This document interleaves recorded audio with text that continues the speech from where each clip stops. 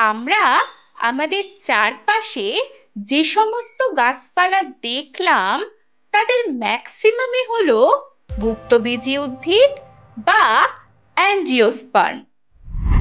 আর তোমরা তো জানোই অ্যাঞ্জিওস্পার্মিক প্ল্যান্টের ফুলের ফিমেল রিপ্রোডাক্টিভ পার্ট হলো গর্ভকেশর চক্র বা গাইনোয়েশিয়াম, যার একটি ইউনিটকে বলে গর্ভপত্র বা কার্পেল।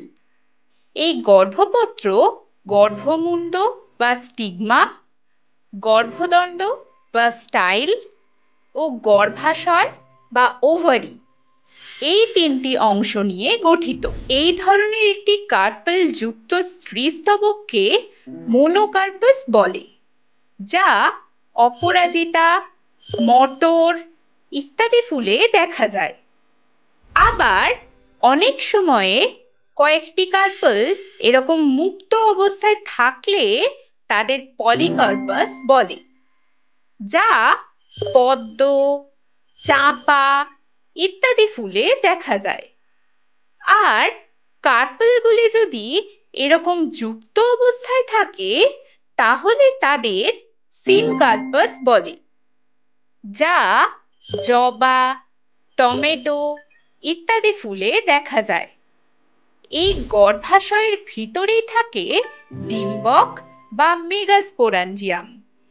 এটি অমরা বা প্লাসেন্টার উপবৃদ্ধি। কিন্তু কি এই অমরা? গর্ভাশয়ের ভিতরের প্রাচীরের সঙ্গে ডিম্বক যার সাহায্যে যুক্ত থাকে তাকে বলে অমরা বা প্লাসেন্টা, যা প্যারেনকাইমা কলা দ্বারা গঠিত হয়। এবার আমরা ডিম্বকের কিছু গঠনগত অংশ সম্পর্কে জেনে নিই চলো। ডিম্বক অমরার সঙ্গে যুক্ত থাকে ডিম্বক বৃন্ত বা ফিউনিকুলাস দ্বারা। এর সাথে ডিম্বক দেহের সংযোগস্থলকে ডিম্বক নাভি বা হাইলাম বলে। এছাড়া ডিম্বকের দুই স্তর বিশিষ্ট আবরণীটি হল ডিম্বক ত্বক বা ইন্টেগুমেন্ট। বাইরের স্তরটিকে ডিম্বক বহিস্তক বা আউটার ইন্টেগুমেন্ট এবং ভিতরের দিকে স্তরটিকে ডিম্বক অন্তস্তক বলে। ডিম্বকের যে অংশ থেকে ইন্টেগুমেন্ট উৎপন্ন হয় তাকে ডিম্বক মূল বা চ্যালাজা বলে। আর এর ঠিক বিপরীত প্রান্তের এই অংশটায় দেখো কোনো ইন্টেগুমেন্ট নেই। একে ডিম্বক রন্ধ্র বা মাইক্রোপাইল বলে। ডিম্বক নাভি, ডিম্বক মূল, ডিম্বক বৃন্ত এবং ডিম্বক রন্ধ্রের অ্যারেঞ্জমেন্টের উপর ডিপেন্ড করে ডিম্বক 6 প্রকারের হয়। গোলমরিচ, পানমরিচ এদের ক্ষেত্রে ডিম্বক মূল, ডিম্বক নাভি, ডিম্বক রন্ধ্র একই সরলরেখায় থাকে আর ডিম্বকটি সোজাভাবে থাকে। একে ঊর্ধ্বমুখী বা আর্থোট্রোপাস বা অ্যাট্রোপাস ওভিউল বলে। মটর, ছোলা এদের ক্ষেত্রে ডিম্বকটি এরকম ওল্টানো থাকে আর এক্ষেত্রে ডিম্বক রন্ধ্র এবং ডিম্বক নাভি কাছাকাছি থাকে। একে অধোমুখী বা অ্যানাট্রোপাস ওভিউল বলে। পপি, র্যানানকুলাস প্রভৃতি উদ্ভিদে ওভিউলটি ডিম্বক নাভির সঙ্গে আড়াআড়িভাবে থাকে। একে পার্শ্বমুখী বা অ্যামফিট্রোপাস ওভিউল বলে।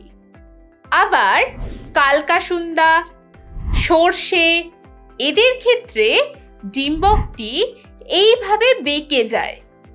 একে বক্রমুখী বা ক্যাম্পাইলোট্রোপাস ওভিউল বলে। আবার ডিম্বক নাভি সহ ডিম্বক এরকম বাঁকা হয়ে যদি ঘোড়ার খুরের মতো দেখতে লাগে তাহলে তাকে অর্ধ অধোমুখী বা হেমিঅ্যানাট্রোপাস ওভিউল বলে। যা ডায়ান্থাস, স্যাজিটেরিয়ার ক্ষেত্রে দেখা যায়। ক্যাকটাসের ফুলের ক্ষেত্রে ডিম্বকটি প্রথমে নিচের দিকে নেমে তারপর উপরের দিকে ওঠে। একে বলয়াকার বা সারসিনোট্রোপাস ওভিউল বলে। এবার আমরা জেনে নেব ডিম্বকের একটা খুব গুরুত্বপূর্ণ পার্ট ভ্রূণপোষক কলা বা নিউসেলাস সম্পর্কে। ডিম্বক ত্বকের ভিতরের দিকে এই অংশটি হলো ভ্রূণপোষক কলা বা নিউসেলাস। এর কাজ হলো ভ্রূণকে পুষ্টি সরবরাহ করা, আর এটি ডিপ্লয়েড প্রকৃতির হয়। এতক্ষণ আমরা গুপ্তবীজী উদ্ভিদের ডিম্বক বা মেগাস্পোরাঞ্জিয়ামের গঠন সম্পর্কে জেনেছি। এবার চলো মেগাস্পোরোজেনেসিস প্রক্রিয়াটা সম্পর্কে জেনে নিই।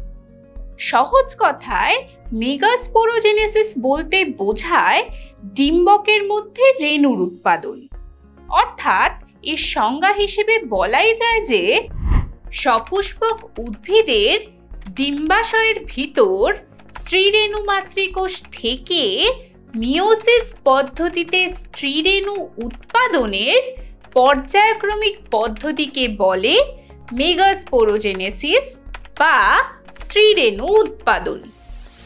এই প্রক্রিয়াটি দুটি ধাপে ঘটে। প্রথম ধাপে স্ত্রীরেণু মাতৃকোষটি গঠিত হয়, আর দ্বিতীয় ধাপে স্ত্রীরেণু মাতৃকোষ থেকে স্ত্রীরেণু গঠন হয়। এখন তাহলে চলো জেনে নিই প্রথম ধাপ সম্পর্কে। একটু আগেই আমরা যে নিউসেলাসের কথা জানলাম, তার মধ্যে যে কোনো একটি কোষ আকারে বড়, সুস্পষ্ট নিউক্লিয়াস এবং ঘন সাইটোপ্লাজম যুক্ত হয়। একে আর্কিস্পোরিয়াল কোষ বলে, আর এটি ডিপ্লয়েড প্রকৃতির হয়। এই কোষটি মাইটোসিস পদ্ধতিতে আড়াআড়িভাবে বিভাজিত হয়ে নতুন দুটি কোষ তৈরি করে। তার মধ্যে বাইরের দিকের কোষটিকে প্রাথমিক প্রান্তীয় কোষ এবং ভিতরের দিকের কোষটিকে প্রাথমিক রেণুধর কোষ বলা হয়। এই দুই প্রকার কোষই ডিপ্লয়েড প্রকৃতির হয়। এরপর প্রাথমিক রেণুধর কোষটি বিভাজিত না হয়ে ডিরেক্টলি স্ত্রীরেণু মাতৃকোষ বা মেগাস্পোর মাদার সেল বা এমএমসিতে পরিণত হয়। স্ত্রীরেণু মাতৃকোষের উৎপত্তি কিভাবে হয় সেটা তো আমরা জানলাম। এবার শেষ ধাপ, অর্থাৎ স্ত্রীরেণু কিভাবে সৃষ্টি হয় সেটাই জেনে নিই চলো। এই মেগাস্পোর মাদার সেলটি নিউসেলাসের মধ্যে মিওসিস পদ্ধতিতে বিভাজিত হয়ে 4টি হ্যাপ্লয়েড স্ত্রীরেণু বা মেগাস্পোর গঠন করে, যা এরকমভাবে পরপর লিনিয়ার ওয়েতে মেগাস্পোর টেট্রাড হিসেবে অ্যারেঞ্জড থাকে। ম্যাক্সিমাম ক্ষেত্রেই মাইক্রোপাইলার প্রান্তের 3টি কোষ ধীরে ধীরে ডিজেনারেট হয়ে যায়, ফলে একটি মেগাস্পোরই ফাংশনাল থাকে, আর এভাবেই সৃষ্টি হয় স্ত্রীরেণু।